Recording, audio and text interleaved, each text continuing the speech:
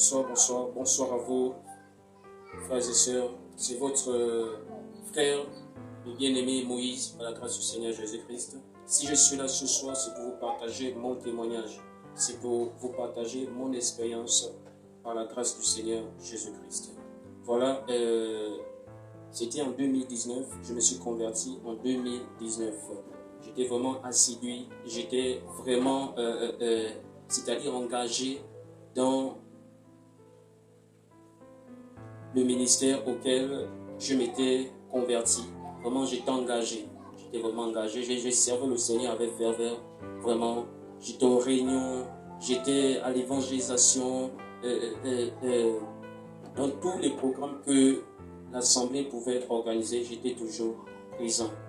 Je présidais même les cultes à la grâce du Seigneur Jésus-Christ. Et après, il y avait eu un chamboulement, c'est-à-dire il y avait eu des petits problèmes à l'intérieur de l'Assemblée avec mon père spirituel qui m'avait engendré dans la foi, et le Saint-Esprit du coup m'a demandé de sortir et de partir. Et lorsque je suis parti par la grâce du Seigneur Jésus-Christ, le Saint-Esprit m'a orienté dans une autre communauté, c'est-à-dire la CMCI, Communauté Missionnaire Chrétienne Internationale, fondée par le frère Zacharias Daniel Foumoun. Et il m'avait envoyé auprès d'un papa au nom de Manana Madébé Jean Romain, le pasteur Manana Madébé Jean Romain, que je salue au passage. Voilà, donc lui, en fait, dans sa maison, il avait fait de sa maison une maison de prière, une assemblée de maisons. C'est parce que pendant le confinement, on ne pouvait pas se retrouver à la grande église, c'était interdit. Le gouvernement avait interdit toutes ces choses-là. Donc, eux, là-bas, la CMCI, ils fonctionnaient avec des assemblées, des maisons. Donc, c'est-à-dire les dirigeants, les leaders donnaient leur maison pour l'œuvre du Seigneur Jésus-Christ. Et c'est comme ça que le Saint-Esprit m'a dirigé là-bas, vers ce papa-là. Et j'ai commencé à servir dans cette assemblée de maison. J'étais aussi assidu aussi. J'étais vraiment concentré. J'étais vraiment, c'est-à-dire engagé dans l'œuvre du Seigneur. Et j'étais même dirigeant. J'étais dirigeant d'une assemblée de maison du côté de Sameton. Et j'allais là-bas chaque dimanche avec la femme du pasteur. Et après, lorsque ma mère est tombée malade du côté du PK12, et je me suis rendu au PK12. En me rendant au PK12, c'est-à-dire vu la distance, je ne pouvais plus, c'est-à-dire partir aux réunions, partir à l'assemblée, c'était vraiment compliqué et difficile. Et du coup, je sentais maintenant une odeur à l'intérieur de moi. Et malgré tout que j'étais dans la présence du Seigneur, je priais, je jeûnais, mais je vivais toujours dans le péché. C'est-à-dire que la masturbation, les films pornographiques et la fornication, c'était toujours mon partage. Donc vraiment, c'était vraiment compliqué, c'était vraiment difficile. Donc vu la distance du PK12 jusqu'au 22 à Sameton, c'était vraiment compliqué et difficile vraiment. Alors, j'étais séduit par le diable. J'ai trouvé un travail. Et ce travail vraiment ne me permettait plus d'aller vraiment aux réunions. Et je suis tombé. Je suis vraiment tombé. Pourquoi? Parce que j'étais maintenant plus concentré au travail. Et les amis que j'avais rencontrés au lieu du travail, ce n'étaient pas des chrétiens, c'était des mondains. Donc ma foi était maintenant mise en épreuve. C'était vraiment compliqué et difficile. Et du coup, je suis reparti dans le monde. Et lorsque je suis reparti dans le monde, je suis allé remanger ce que j'avais vomi en 2019. Je suis allé manger ces choses. C'est-à-dire, j'étais reparti dans l'ivrognerie. J'étais reparti dans les excès d'état. J'étais reparti dans les jalousies. J'étais reparti dans la fornication. J'étais reparti dans la masturbation. J'étais reparti dans les divisions, vraiment, dans les critiques, les jugements. J'étais reparti refaire toutes ces choses-là parce que j'avais rétrogradé. C'était vraiment compliqué et difficile, vraiment. J'avais vraiment perdu vraiment le sens de la vie. C'était compliqué pour moi. Les choses n'allaient plus. J'ai tombé malade n'importe comment. J'avais des douleurs, des attaques, des oppressions. vraiment terrible. Pourquoi? Parce que j'avais abandonné l'œuvre de Dieu. Je m'étais découragé vraiment. Et vraiment, ça a vraiment mis du temps. J'avais fait pratiquement 6 à 7 mois vraiment. J'étais réparti dans le monde. Je n'exerçais plus vraiment ma vie. C'était devenu une vie de débauche, une vie de désordre vraiment. J'étais vraiment oppressé, oppressé, oppressé, oppressé, oppressé vraiment dans mes pensées, dans les songes. J'étais vraiment oppressé, c'était vraiment terrible vraiment. J'étais visité par les femmes de nuit, les maris de nuit. Vraiment, j'avais les pensées de me suicider. J'avais vraiment les pensées vraiment de me suicider. Vraiment, c'était vraiment terrible. C'était vraiment terrible. Et la masturbation, vraiment, me gardait vraiment captif. Vraiment, c'était vraiment terrible. Et la fornication aussi me gardait aussi captif. Et je ne faisais rien avec l'argent que je gagnais. Tout cet argent partait vraiment. C'était dans les groupes, les femmes. C'était dans les vêtements, les chaussures, les choses du monde. Vraiment, c'était vraiment terrible. Et j'avais vraiment un nom que j'avais reçu dans le monde. Ce nom, c'était l'argent. Je m'appelais l'argent. Vraiment, c'est-à-dire que lorsque on nous payait, je pouvais dire aux autres de garder leur argent et on devait dépenser mon argent, moi. Je pouvais terminer mon argent, c'est-à-dire en une soirée. Mais pour gagner cet argent, je pouvais travailler pendant un mois. Un mois, un mois. J'ai travaillé dur, c'était vraiment difficile. Et pour dépenser cet argent, vraiment, je pouvais le dépenser en un jour. En un jour. C'était vraiment terrible. J'ai tourné en rond, je ne comprenais plus ma vie. J'avais maigri, j'avais vraiment noirci, vraiment, j'avais vraiment perdu le sens de la vie. J'étais devenu comme un fou, comme un errant. Mais, frères et sœurs, je ne savais pas que le Seigneur Jésus-Christ m'aimait encore. Je ne savais pas que le Seigneur Jésus-Christ me regardait. Je ne savais pas que le Seigneur Jésus-Christ voulait vraiment que je puisse encore revenir dans sa présence.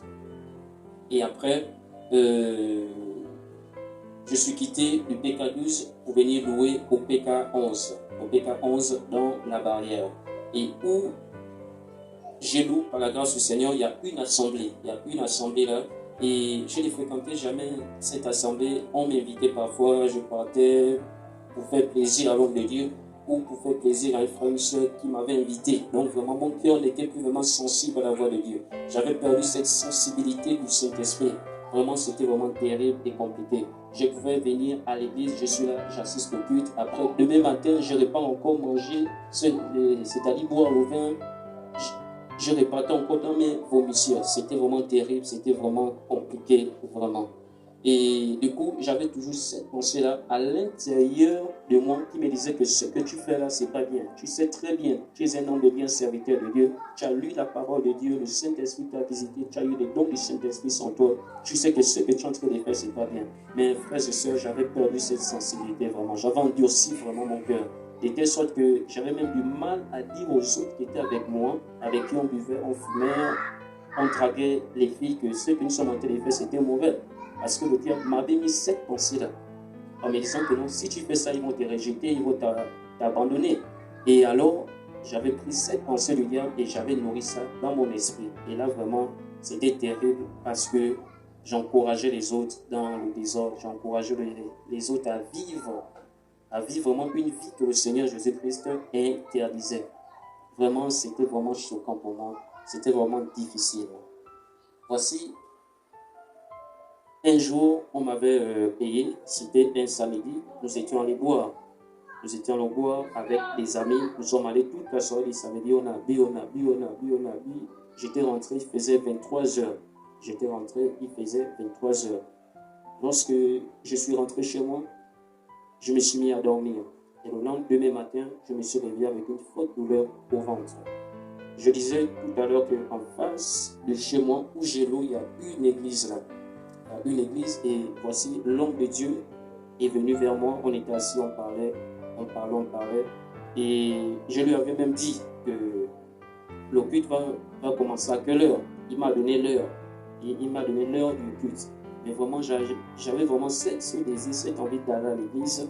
Mais j'avais cette forte douleur-là à l'intérieur de moi qui m'empêchait. Vraiment, j'étais allongé à la maison et le culte avait déjà commencé. Les gens louaient, les gens adoraient le Seigneur et les gens vraiment c'est-à-dire ils étaient en train de prier, il y avait la présence du Seigneur Jésus-Christ. Ils louaient le Seigneur, ils adoraient le Seigneur, ils priaient, ils poussaient les gens pour le Seigneur Jésus-Christ. Et après, je me suis réveillé, je suis venu au salon. J'étais assis chez moi au salon, mais l'église qui était en face de chez moi, ils étaient en train de louer et d'adorer le Seigneur Jésus-Christ. De louer et d'adorer le Seigneur Jésus-Christ. Et après, je suis rentré en moi-même en disant que Seigneur, je t'ai abandonné, j'ai abandonné ton œuvre, Seigneur Jésus-Christ. Regarde un peu la vie que je suis en train de mener. Ce n'est pas cette vie-là laquelle, Seigneur, tu m'as appelé à vivre, Seigneur. Qu'est-ce que je fais, Seigneur? Je suis rentré en moi-même, j'ai commencé à pleurer. J'ai commencé à pleurer, j'ai commencé à pleurer, j'ai commencé à pleurer. Après, tout à coup, j'ai senti la présence du Saint-Esprit sur moi. Le Saint-Esprit m'a saisi violemment et je me suis mis à pleurer. J'étais au sol, les gens sont venus m'attraper. L'église en face et les gens qui priaient ont entendu comment j'étais en train vraiment de pleurer. Et les mamans sont sorties, les jeunes aussi sont sortis. Ils sont venus à la maison, ils m'ont attrapé, ils m'ont amené à l'église. Ils m'ont emmené à l'église, ils ont prié pour moi, ils ont prié pour moi, ils ont prié pour moi. Et ce jour-là, vraiment, la tenue que j'avais, ce n'était pas une tenue vraiment adéquate. C'était vraiment une tenue que je ne pouvais pas mettre pour venir à l'église. C'était vraiment une tenue un peu vulgaire. Voilà. Et le pantalon que j'avais ce jour-là, je l'avais porté de l'autre sens, au sens différent, c'est-à-dire en envers. Et j'avais un démembré. Vraiment, je m'étais retrouvé comme ça à l'église, sans les babouches. Vraiment, c'était vraiment compliqué. C'était vraiment compliqué. Alors que si je savais que c'était ce jour que le Seigneur Jésus-Christ allait me visiter puissamment pour me ramener dans sa présence, j'allais me préparer, j'allais mettre une veste, une chaussure, une grosse pour dire que bon, aujourd'hui, je vais accueillir le roi des rois, comme font chaque chrétien, chaque dimanche, savent qu'ils partent dans la présence de Dieu, ils s'habillent bien, ils se coiffent bien. Pourquoi? Parce qu'ils partent dans la présence du Seigneur. Et ce jour-là, je ne savais pas. Le Seigneur m'a surpris comme un voleur. Voici, je m'étais retrouvé à l'intérieur de cette église. Le nom de cette église, c'est le ministère de la résurrection et de la parole de Jésus-Christ qui est situé au PK11. Vraiment, j'étais en train de pleurer à l'intérieur de l'église. Ils se sont mis à prier pour moi, à prier, à chasser les esprits, à prier pour moi. Et après, lorsque la délivrance par la grâce du Seigneur Jésus-Christ est finie, ils m'ont relevé, j'étais assis sur une chaise.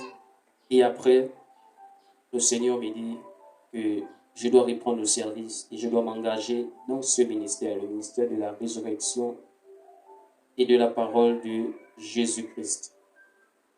Vraiment, je me suis engagé, j'ai pris une décision d'abandonner le monde, de laisser le vin, de laisser la fornication, de laisser la masturbation, de laisser toutes ces choses. Mais de moi-même, je ne pouvais pas. Parce que ce jour, le Saint-Esprit a brisé plusieurs envies. Que si moi-même, je décidais d'abandonner ces choses, je n'allais même pas faire 2 mois, 1 semaine, bien 3 semaines, bien 2 mois, bien 3 mois. J'allais forcément repartir. Le Seigneur m'a donné la force. Il m'a donné la force. Vraiment, j'ai été délivré par la grâce du Seigneur Jésus-Christ. Et ce jour-là, j'ai rencontré l'homme de Dieu qui est aujourd'hui mon père dans la foi, qui est le prophète Jérémie Ndembi par la grâce du Seigneur Jésus-Christ. Nous avons fait des entretiens et il m'a programmé pour une séance de baptême, c'est-à-dire la semaine qui suivait. Donc, le samedi 4 novembre, je suis allé aux eaux de baptême par la grâce du Seigneur Jésus-Christ. Je me suis fait baptiser par la grâce du Seigneur Jésus-Christ. Et c'est une conviction, que j'avais eu, que le Saint-Esprit avait déposé dans mon cœur, parce que la Bible dit que tout ce qui n'est pas le fruit d'une conviction est un péché. Mais j'avais eu cette conviction-là, parce qu'en 2019, je m'étais fait baptiser. Et en 2023, lorsque le Seigneur Jésus-Christ me reprend pour me ramener dans sa présence, il me dit non, tu dois te refaire baptiser. Et là, je me suis fait baptiser par la grâce du Seigneur Jésus-Christ, par une conviction du Saint-Esprit. On ne m'a pas forcé, on ne m'a pas obligé, bien. On ne m'a pas imposé, non. C'est moi-même qui ai pris la décision par le Saint-Esprit de me faire baptiser. Donc, je suis né de nouveau par la grâce du Seigneur Jésus-Christ le 4 novembre 2023 par la grâce du Seigneur Jésus-Christ du côté du PK11 au ministère de la résurrection et de la parole de Jésus-Christ. Et lorsque je me suis fait baptiser par la grâce du Seigneur Jésus-Christ, et le samedi qui suivait, je devais aller en journée au travail. Je devais partir au travail, aller récupérer mes sous, mon argent. Et lorsque je suis arrivé au travail, il y avait un frère avec qui on buvait dans le monde. Lorsque j'étais dans le monde, on buvait ensemble, on marchait ensemble. Lorsque il m'a juste vu au portail, il s'est mis à crier. Il est en train de dire, oh, frère Moïse, je t'attendais. Je lui ai dit que tu m'attendais, pourquoi? Il m'a dit non, ce samedi-là, tu vas me donner une bière. Je dis au frère que frère, ce même jour à 7 heures, j'étais dans les eaux d'Ibadan. Je suis né de nouveau.